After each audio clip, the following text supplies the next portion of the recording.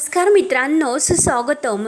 घरोघरी मातीच्या चुली या मालिकेच्या आजच्या भागामध्ये नानांच्या जीवाला खूप मोठा धोका असतो आणि त्यांची तब्येत तर क्रिटिकल असतेच, परंतु या सर्वाचा आरोप जानकीवर आलेला असतो. तेव्हा जानकी लगेच नानांच्या जीवासाठी प्रार्थना करण्यासाठी देवी आईच्या मंदिरात येते.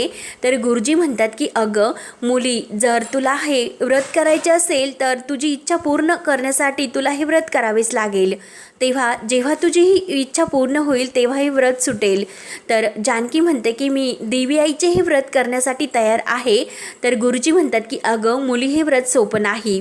तेव्हा जानकी म्हणतं की सोपं नसेल तरीसुद्धा मी ते करायला तयार आहे. तेव्हा गुरुजी लगेच जानकीच्या त्या व्रताला सुरुवात करतात आणि तिच्या हातावर पाणी टाकतात. तेव्हा जानकी आपल्या हातातील ते जल हातात धरून देवी आईला म्हणत असते की वडिलांसारख्या सासऱ्यावरील संकट दूर करण्यासाठी देवी आई तुझे हे व्रत मी करते. जोपर्यंत ते शुद्धीवर येत नाही तोपर्यंत हे निर्जली व्रत मी सुरू ठेवणार. आई, तुझा आशीर्वाद माझ्या पाठीशी असून दे. आणि जानकी आपल्या हातातील ते जल ताटामध्ये सोडून देते आणि व्रताला सुरुवात करते. अगदी मनोभावाने ते व्रत पूर्ण करण्याचे ठरवते. देवी आईला नमस्कार करते. तेव्हा गुरुजी मंत्र म्हणून पूजेला सुरुवात करतात. जानकी ही देवी आईला हळदी कुंकू लावते, फुलं वाहते आणि हात जोडून पुन्हा ती मनोभावाने देवीला प्रार्थना करते. आणि ते सर्व झाल्यानंतर गुरुजी जानकीला म्हणतात की आता तू देवीला 108 वेळा प्रदक्षिणा घाल. तेव्हा जानकी प्रदक्षिणाला सुरुवात करते आणि मनोभावाने ते त्या प्रदक्षिणा पूर्ण करत असते. त्यानंतर इकडे नाना हे अजून शुद्धीवर आलेले नसतात, तर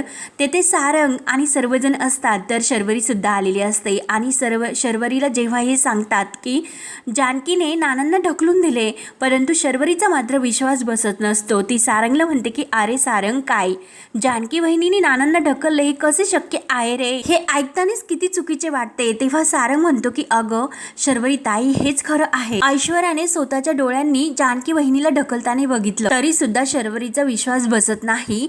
ती म्हणते की मला हे सर्व नाही पटत आणि आपण आपापसात चर्चा करून काही उपयोग नाही. आपल्याला हे सर्व पोलिसात सांगायलाच हवे. तेव्हा सारंग म्हणतो की हे पग शर्वरी ताई, ऐकून घे. आईने ताकीद दिली की हे आपल्या कुटुंबातील प्रश्न आहे, उगाच बाहेर चर्चा नको आणि चर्चा आणखीनच वाढेल. पण तरी सुद्धा शर्वरी मानायला तयार नसते. तर सारंग म्हणतो की हे पग ताई, आईने आपल्याला बजावले, यातील काहीही पोलिसांना कळायला नको. आणि तेवढ्यात इन्स्पेक्टर साहेब आणि काही पोलीस तिथे येतात. तर इन्स्पेक्टर साहेबांना बघून सुमित्रा आणि घरातील इतर सर्वांना तर धक्काच बसतो. इन्स्पेक्टर साहेब विचारतात की रणदिवे. तेव्हा ऋषिकेश आणि ऐश्वर्या सुद्धा सर्वजण तिथे असतात. तर ऋषिकेश म्हणतो की इन्स्पेक्टर साहेब तुम्ही. तेव्हा इन्स्पेक्टर साहेब ऋषिकेशला विचारतात की नानासाहेब कसे आहे? तर ऋषिकेश म्हणतो ते अजून शुद्धीवर नाही आले. तेव्हा इन्स्पेक्टर साहेब म्हणतात की सॉरी, तुम्हाला आम्ही अशा परिस्थितीमध्ये डिस्टर्ब करतो, परंतु नानासाहेबांबद्दल आम्हाला कळले की त्यांचा अपघात नाही तर घात झालेला आहे.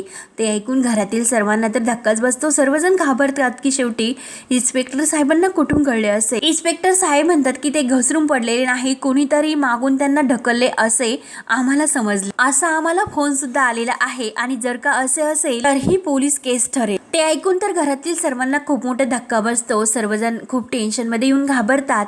त्यानंतर इकडे जानकीच्या प्रदर्शना ह्या देवी आईला सुरूच असतात. ती मनोभावाने अगदी कडक त्या प्रदक्षिणा घालत असते. स्वतःचा विचार न करता देवी आईची भक्ती ती करत असते. तर इकडे इन्स्पेक्टर साहेब ऋषिकेशला विचारतात की त्यावेळेस तेथे कोण कोण होते, त्यांना पडताना कुणी बघितले का? तेव्हा सुमित्रा म्हणते की नाही हो, कोणीच बघितलेले नाही. नानासाहेब रणदिवे त्यांच्याच घरात जिन्यावरून पाय घसरून पडले, तेव्हा मात्र तेथे कोणी नव्हते. तुम्हाला जी माहिती मिळाली ती कोणीतरी चुकीची दिली. तेव्हा ऐश्वर्या सुद्धा पुढे येते आणि ऐश्वर्या म्हणते की हो इन्स्पेक्टर साहेब, आम्ही तर एकत्रच बसलेलो होतो आणि नानांचा जेव्हा आवाज आला आम्ही सगळेजण धावतच बाहेर आलो, त्यामुळे त्यांना कोणी ढकलले हे तर शक्यच नाही. मग तुम्हाला फोन कोणी केला होता? कोण होता तो? तेव्हा इन्स्पेक्टर साहेब म्हणतात की तो नाही, ती होती. तो एका स्त्रीचा आवाज होता, पण तिने नाव सांगितलेले नाही. तेव्हा ऋषिकेश म्हणतो की काही स्त्री, आणि तो ऐश्वर्याकडे बघत असतो. ऋषिकेशला समजलेले असते की नक्की ही ऐश्वर्या असेल. तर ऐश्वर्या घाबरते आणि मुद्दाम ती सुमित्रा विचारते की आई, ती बाई खरंच कोण असेल? त्यानंतर इकडे जानकी मात्र मनोभावाने त्या प्रदक्षिणा पूर्ण करते आणि त्या प्रदक्षिणा पूर्ण करता करता तिचा जीव पार थकून गेलेला असतो आणि ती इतकी घामाघूम झालेली असते, पण तरी सुद्धा स्वतःकडे लक्ष देत नाही आणि अगदी ती मनोभावे ती प्रदक्षिणा पूर्ण करते आणि देवी आईला नमस्कार करते. देवी आईला हात जोडून म्हणते की देवी आई, तुझ्या आज 108 प्रदक्षिणा मी जशा पूर्ण केल्यात तसे तुझे निर्जली व्रत सुद्धा मी मनोभावाने पूर्ण करेन अन्नाचा एकही कण मी खाणार नाही आणि पाण्याचा एकही थेंब मी नाही पिणार. अगदी मनोभावाने हे व्रत मी पूर्ण करेल, परंतु माझ्या नानांना तू लवकरात लवकर शुद्धीवर येऊन दे. यातून त्यांना लवकर बरं कर, संकटातून बाहेर काढ. म्हणून ती पुन्हा एकदा दिव्याला नमस्कार करते. तेव्हा गुरुजी जानकी जवळ येतात आणि पोरी, अगं तू ह्या व्रताची सुरुवात केलेली आहे आणि लवकरच तुला याचे फळ सुद्धा मिळणार आहे. ते ऐकून तर जानकीला थोडासा धीर येतो आणि तिला आनंद सुद्धा होतो. आणि गुरुजी जानकीला जाताना म्हणतात की हे घे, हा अंगारा तू नानांच्या कपाळाला लाव. आणि देवी आईच्या या आशीर्वादाने नाना लवकर बरे होते. तेव्हा जानकी ती अंगाऱ्याची पुडी आपल्या हातात घेते आणि पुन्हा एकदा देवी आईला नमस्कार करते. त्यानंतर इकडे ऐश्वर्या मुद्दाम म्हणत असते की इतकी मोठी खबर त्या बाईने पोलिसांना दिली म्हणजे नक्की आपल्या घरातीलच बाई असेल. पण आई, तुम्ही आल्यापासून बघता तर मी तुमच्या सोबतच आहे, मी तर कुठे गेलेलीच नाही. मग हे सर्व कोणी केले असेल आणि कोण असेल ते सर्व करणारे? आणि एक मिनिट ती इकडे तिकडे डोकावून बघते. जानकी बहिणी मात्र इथे कोणी दिसत नाही. नक्की त्या कुठे गेले असतील? म्हणून ऐश्वर्या मुद्दाम जानकीचे नाव घेण्याचा प्रयत्न करत असते की जानकी बहिणीच खरंच येथे बऱ्याच वेळच्या दिसत नाही. तेव्हा इन्स्पेक्टर साहेब विचारतात की ही जानकी कोण आहे आणि त्या कुठे आहेत? आणि तेवढ्यात जानकी ही तो देवी आईचा अंगारा घेऊन आलेलीच असते. तर ऐश्वर्या लगेच तिच्याकडे बोट दाखवते आणि त्या बघा आल्यात त्या. तेव्हा जानकी इन्स्पेक्टर साहेबांच्या मागून येते. तेव्हा सर्वजण जानकीकडे बघत असतात. तर जानकी इन्स्पेक्टर साहेबांना विचारतात की इन्स्पेक्टर साहेब काय झालं? तेव्हा इन्स्पेक्टर साहेब सांगतात की आम्हाला एका बाईचा फोन आला होता आणि त्यांनी आम्हाला सांगितले की नानांना कोणीतरी जिन्यावरून ढकलून दिले म्हणून. मग हे सर्व तुम्ही केलेले आहेत का? तेव्हा मात्र जानकीला धक्का बसतो. जानकी म्हणते की नाही, हे सर्व मी नाही केलं, मी हा फोन केलेला नाही. तेव्हा लगेच इन्स्पेक्टर साहेब म्हणतात की माझ्या मते हा फेक कॉल असावा. तुम्ही सांगितल्याप्रमाणे जर नानासाहेब घसरून पडले असतील तर मग चौकशी करण्याचा तर प्रश्न येतच नाही. पण नानासाहेब मात्र शुद्धीवर आल्यानंतर आम्हाला कळवा, त्यांची आम्हाला स्टेटमेंट घ्यावी लागेल. आणि इन्स्पेक्टर साहेब जातात. ते गेल्यानंतर लगेच जानकी ऋषिकेशला विचारते की अहो काय झाले, पोलीस का आले होते आणि पोलीस कोणी बोलावले? तर लगेच ऋषिकेश म्हणतो की माहिती नाही. तर सुमित्रा म्हणते की ते सर्व राहून दे, मला अगोदर सांग की तू कुठे गेली होतीस? तेव्हा जानकी म्हणते की आई, मी देवीच्या मंदिरात गेले होते नानांसाठी नवस करायला. तेव्हा ऐश्वर्या लगेच म्हणते की हो का, मग येता येता तुम्ही लगेच पोलिसांना फोन केला का? आणि हे बघा वहिनी, जे काही आहे ना ते खरे खरे सांगा. तेव्हा जानकी म्हणते की ऐश्वर्या, मी नेहमी खरंच बोलते, तुझ्यासारखी खोटं बोलण्याची सवय मला नाही आणि जे काही खरं आहे ना ते लवकरच समोर येईलच. तेव्हा ऐश्वर्या म्हणते की हो हो येऊन द्या, खरं काय ते माझ्या समोरच आहे. कारण कसे आहे की जे काही घडले ते माझ्या डोळ्यासमोरच घडलेले आहे आणि तुम्ही कितीही देवाकडे हात जोडा आणि देवाकडे नवस करा, काही फरक पडणार नाही. नानांना तुम्ही ढकलले हे सत्य आहे आणि हे सत्य लवकरच तुमच्या सर्वांच्या समोर येईलच. तेव्हा मात्र ऋषिकेश रागाने ऐश्वर्याकडे बघत असतो. तेव्हा जानकी म्हणते की बास बास ऐश्वर्या, किती खोटं बोलशील ग, पुरे. तर लगेच सुमित्रा म्हणते की अगं आता बास झाले, मी तुम्हाला किती वेळेस सांगितले की येथे भांडण करू नका, जरा तरी तुम्ही भान ठेवा की तुम्ही हॉस्पिटलमध्ये आहात. हे अजून शुद्धीवर आलेले नाही. जेवढा मला त्रास होतो आणि त्यापेक्षा जास्त त्रास मला तुमच्या दोघींच्या भांडणाचा होतो. समजत नाही का तुम्हाला हे सर्व प्रसंग काय आणि काय वागतात तुम्ही दोघी सुद्धा? जरा तरी तारतम्य ठेवा. आणि जानकी, तू तर मोठी आहेस ना, तुला आजकाल कशाचेच भान राहत नाही. ऋषिकेश, सारंग, तुम्ही तुमच्या बायकांना सांभाळा. आणि सुमित्रा रागाने आतमध्ये निघून जाते. जानकी म्हणत असते की आई, परंतु सुमित्रा काही ऐकत नाही. तर शर्वरी सुद्धा ही सुमित्राच्या मागे जाते. तेव्हा मात्र ऐश्वर्या मनात खूपच खुश होते, कारण संशयाची सुई तर सर्व जानकीच्या बाजूने आहे. पोलिसांना तिनेच फोन केला, परंतु हे सर्व आरोप तर जानकीवर आले. आणखी अगं, तू कित्येकदा आईंचा विश्वास मिळवण्याचा प्रयत्न करशील, परंतु मी तितक्याच वेळेस तुझा तो विश्वास धुळीस मिळवेल. त्यानंतर ऋषिकेश हा जानकीला आधार देत असतो, परंतु जानकीला तर हे सर्व खरंच सहन होत नाही, कारण हे सर्व आरोप तिच्यावर येत असतात.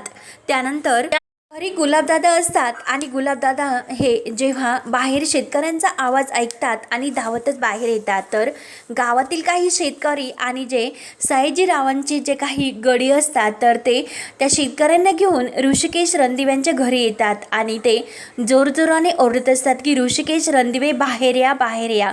तेव्हा गुलाबदादा बाहेर येतात आणि काय काय म्हणतात, तर तो शेतकरी इतका भडकलेला असतो की ऋषिकेश रणदिवे, तुझा साहेब कुठे आहे, त्याला अगोदर बाहेर बोलव. तेव्हा लगेच गुलाबदादा सांगतात की दादासाहेब घरी नाही, ते नानासाहेब पडलेत, सर्वजण हॉस्पिटलमध्येच आहेत, म्हणून सर्व मंडळी तिकडे गेलेली आहेत. तर लगेच जो सयाजीरावांचा जो माणूस असतो तो म्हणतो की ते नानासाहेब काही पडो किंवा मरो, आम्हाला त्याच्याशी काही घेणे देणं नाही. आज मात्र आम्हाला आमचे पैसे पाहिजे म्हणजे पाहिजेनच. आत्ताच्या आत्ता तू त्या ऋषिकेशला फोन लाव आणि त्याला बोलव. आणि सर्वजण हे मोठमोठ्याने ओरडत असतात की ऋषिकेशला बोलव.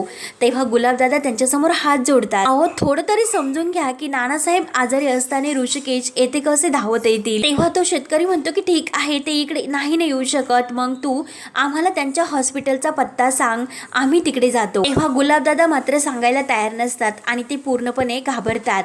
तेव्हा तो शेतकरी म्हणतो की सांगतो की नाही गप गुमान, किंवा तुझ्या तोंडाला मग काळे फासू का. तेव्हा ते शेतकरी म्हणतात की चला आता याच्या तोंडाला काळच फासूयात.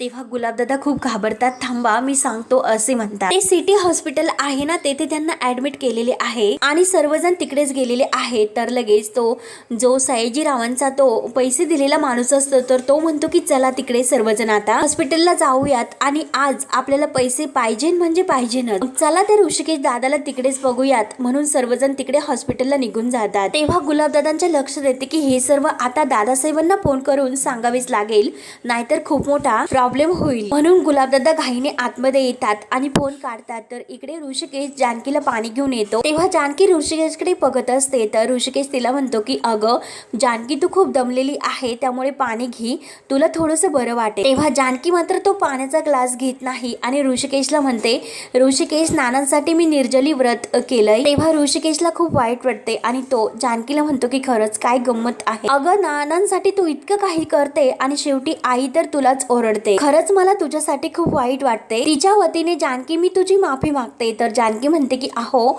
ऋषिकेश काय करता, माफी कशाला, आईच माझ्यावर ओरडल्यात ना, आई आपल्या मुलावर ओरडू शकते, रागवू शकते, मला त्याचे वाईट वाटलेले नाही, मला काळजी तर वेगळ्याच गोष्टीची वाटते. आज तर तुम्ही शेतकऱ्यांचे पैसे देणार होतात, मग आता काय करणार आहोत. आणि तेवढ्यात गुलाबदादांचा फोन येतो.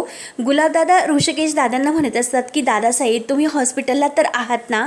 तर ऋषिकेश म्हणतो की हो गुलाबदादा मी हॉस्पिटलमध्येच आहे. आणि काय रे काय झाले. तर गुलाबदादा सांगतात की ते शेतकरी समितीचे माणसं आली होती पैसे मागण्यासाठी आणि ते तर खूप चिडलेले सुद्धा आहेत. तेव्हा ऋषिकेश म्हणतो की गुलाब अगोदर तू शांत हो, काळजी करू नकोस. आज नानांचे हे असे झाले म्हणून त्यांचे पैसे द्यायचे राहिले, त्यांना सांग की पैशाची व्यवस्था झालेली आहे, मी सगळ्यांचे पैसे देऊन टाकतो, नाहीतर तू एक काम कर, तू त्यांना फोन दे, मी सांगतो त्यांना. तर गुलाबदादा म्हणतात की नाही अहो ती मंडळी आत्ताच हॉस्पिटलला येतात आणि मी त्यांना खूप समजवण्याचा प्रयत्न केला परंतु कोणी ऐकायला तयार नाहीत आणि मी सांगायला तयार नव्हतो कारण त्यांनी माझ्या तोंडाला काळं फासण्यासाठी हात पुढे केले. म्हणून मी त्यांना सांगून टाकले की तुम्ही सर्वजण हॉस्पिटलमध्ये आहात, सिटी हॉस्पिटलमध्ये, आणि ते सर्वजण तिकडेच पैसे मागण्यासाठी येतात. तर ऋषिकेश म्हणतो की काय. ते ऐकून ऋषिकेशला खूप मोठा धक्का बसतो. जानकी विचारते की काय झाले.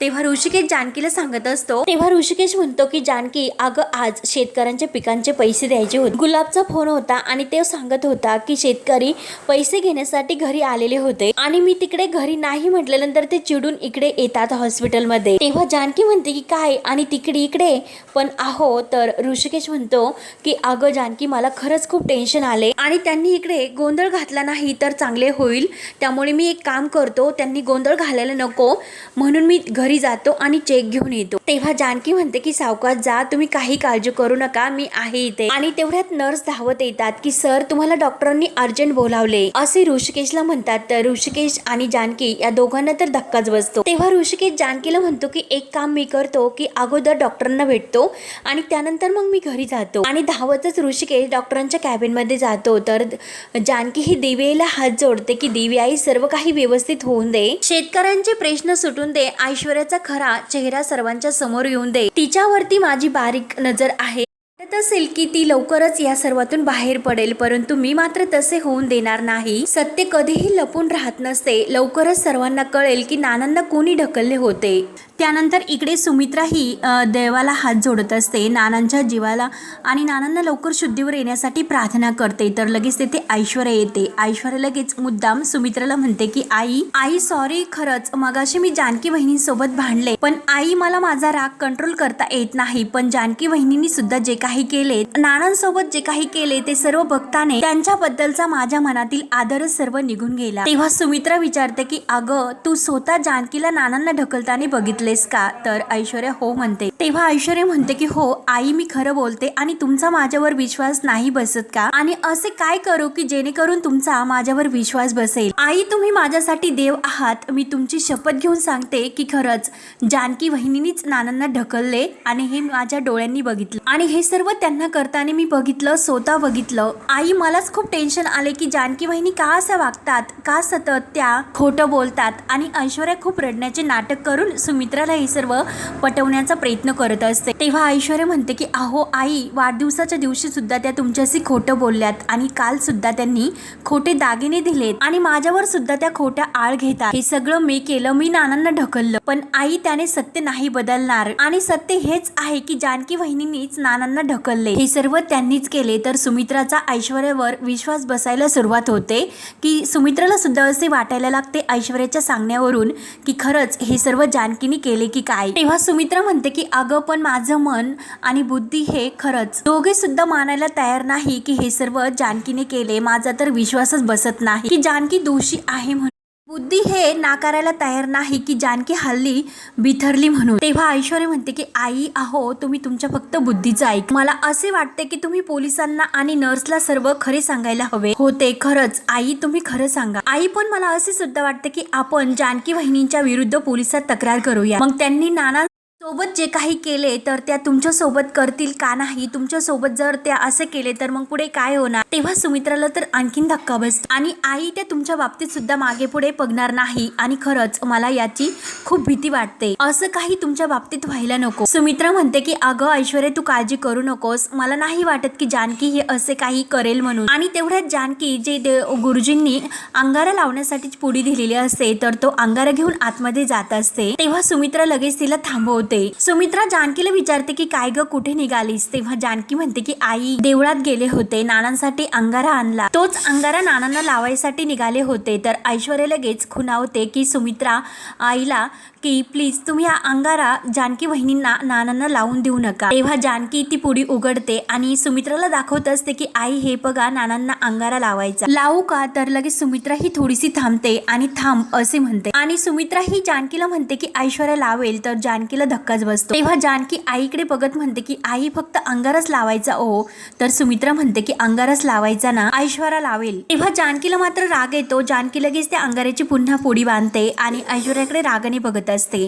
ऐश्वर्या विचारते की अहो वहिनी, काय झाले? द्या ना इकडे. तुम्हाला नानांना अंगारच लावायचा होता की आणखी दुसरं काही अजून करायचे होते? तेव्हा जानकीला आणखीन राग येतो आणि ती रागानेच ऐश्वर्याकडे बघत असते. तर ऐश्वर्या जानकीला म्हणत असते की द्या ना इकडे, तो अंगारा मी लावते. जानकीला खूप वाईट वाटते. ती सुमित्राला म्हणते की आई आणि त्या अंगाऱ्याकडे आणि आईकडे बघत असते. तेव्हा मात्र ऐश्वर्या मात्र जानकीला म्हणत असते की देताना माझ्याकडे तो अंगारा लावण्यासाठी. तेव्हा जानकी रागाने तिच्याकडे बघत तो अंगारा तिच्या हातामध्ये देते. सुमित्रा पुढे जानकीचा नाईलाज असतो आणि शेवटी तुला ती पुडी अंगाऱ्याची ऐश्वर्याला द्यावीच लागते. आणि तेवढ्यात बाहेर जोरजोराने शेतकऱ्यांचा आवाज येतो की ऋषिकेश रणदिवे, ऋषिकेश रणदिवे. तेव्हा सर्वजणी लगेच बाहेर पाहण्यासाठी येतात. जानकी आणि सुमित्रा धावतच बाहेर येतात तर ऐश्वर्या तेथेच उभी असते. तेव्हा ऋषिकेश, सारंग आणि सर्वजण बाहेर धावत येतात. तर शेतकऱ्यांचा खूप मोठा असा मोर्चा तेथे आलेला असतो. सर्वजण ऋषिकेश रणदिवे, ऋषिकेश रणदिवे असा मोठ्याने आवाज करत असतात. ते शेतकरी म्हणू लागतात की ऋषिकेश रणदिवे पळून चालले, थांबवा, त्यांना थांबवा. आमचे पैसे दिल्याशिवाय त्यांना कुठेही जाऊन द्यायचे नाही. म्हणून असे वाटेल तसे आरोप ऋषिकेश रणदिवेवर होत असतात. शेतकरी मोठमोठ्याने ऋषिकेशला सर्व हॉस्पिटल समोर म्हणत असतात की आमचे पैसे दिल्याशिवाय आम्ही तुम्हाला कुठेही जाऊन देणार नाही. आणि इतक्या मोठ्या हॉस्पिटल समोर सुद्धा ते मोठमोठ्याने ओरडत असतात की ऋषिकेश रणदिवे. ऋषिकेश आणि सारंग त्यांना थांबा थांबा म्हणत असतो, परंतु कोणी ऐकायला तयार नसतात. ऋषिकेश म्हणतो की अहो सदाशिव भाऊ, आम्ही पळून नाही चाललो. अहो मी घरी चाललो पैसे आणण्यासाठी. पैशाची सोय होईलच, फक्त घरी जाऊन येऊन द्या, मी सगळ्यांचे पैसे देतो. तेव्हा मात्र जो सयाजी रावांचा माणूस असतो तो मात्र त्या शेतकऱ्यांना पुढे घालत असतो आणि तो लगेच ऋषिकेश रणदिव्यांच्या विरुद्ध बोलत असतो. म्हणजे शेतकरी आणखीनच भडकतात आणि म्हणतो की मागच्या वेळी सुद्धा यांनी अशीच कारणं दिली होती, परंतु आता यांच्या कोणत्याही कारणावर विश्वास ठेवू नका आणि यांना कुठेही जाऊन देऊ नका. आमचे पैसे आत्ताच्या आत्ता आम्हाला परत करा. आणि मोठमोठ्याने ऋषिकेश रणदिवे असे ओरडू लागतात. तर तो दुसरा शेतकरी म्हणतो, मागच्या वेळी सुद्धा तुम्ही असे बोलले होते, मग आज मात्र आम्ही तुम्हाला पैसे दिल्याशिवाय कुठेही जाऊन देणार नाही. आज आम्हाला पैसे पाहिजे म्हणजे पाहिजे न. आणि तेवढ्यात नर्स डॉक्टर सुद्धा बाहेर येतात. डॉक्टर म्हणतात की शांत व्हा, शांत व्हा, काय चाललंय हे सर्व, हे हॉस्पिटल आहे आणि इतक्या मोठ्याने काय आरडा ओरड लावली तुम्ही, जरा शांत व्हा. तर तो शेतकरी म्हणतो की जोपर्यंत हे आमचे पैसे देत नाही तोपर्यंत आम्ही काही शांत होत नाही आणि आम्ही इथून जाणार सुद्धा नाही. आणि परत ते ऋषिकेश रणदिवे असे मोठमोठ्याने आवाज देऊ लागतात. आणि तेवढ्यात सयाजी काकांची गाडी येते. तर शेतकरी मोठमोठ्याने ऋषिकेश रणदिवे असे ओरडत असतात. तर सयाजीराव हे सर्व ऐकून लांबूनच म्हणतो की बास. तेव्हा सर्व शेतकरी शांत होतात आणि सर्वजण सयाजीरावांकडे बघत असतात. तर ऐश्वर्याला मात्र सयाजीरावांना बघून खूपच आनंद होतो. तेव्हा ऋषिकेश म्हणतो की सयाजी काका आणि सर्वजण धक्क्यानेच त्यांच्याकडे बघत असतात. तेव्हा हा भाग येथे संपतो. पुढील भागामध्ये नानांना शुद्ध आलेली असते आणि डॉक्टर आणि नर्स त्यांना चेक करत असतात. तर नाना काहीतरी बोलण्याचा प्रयत्न करत असतात. तेव्हा नानांना काहीतरी सांगायचे असते. तेव्हा डॉक्टर लगेच म्हणतात की मी तुमच्या कुटुंबातील कोणाला तरी बोलावतो. म्हणून सुमित्राला डॉक्टर आत घेऊन येतात. तर सुमित्रा विचारते की तुम्हाला नेमकं काय म्हणायचे. नानांना असे म्हणायचे असते की ऐश्वर्याने मला ढकलून दिले. तेव्हा सुमित्रा विचारत असते की काय म्हणता तुम्ही. तेव्हा नानांनी तिला जे सांगितलेले असते तेव्हा सुमित्राच्या लक्षात आलेले असते. तर इकडे जानकी ही ऐश्वर्याला बाहेर म्हणत असते, तुझा खेळ संपला ऐश्वर्या, आता पुढच्या काही तासातच सर्व काही सत्य शेवटी कळेलच. तेव्हा ना आईला सर्व कळले असेल. तर नाना हे सुमित्राच्या कानामध्ये जे काही घडले ते सांगतात. जानकी बाहेर ऐश्वर्याला म्हणत असते की नानांना कोणी ढकलले हे आता आईंना कळले असेल. तेव्हा आता नानांनी सुमित्राच्या कानात नेमकं काय सांगितले असेल हे पाहण्यासाठी आपल्या चॅनलला नक्की सबस्क्राईब करत राहा. धन्यवाद.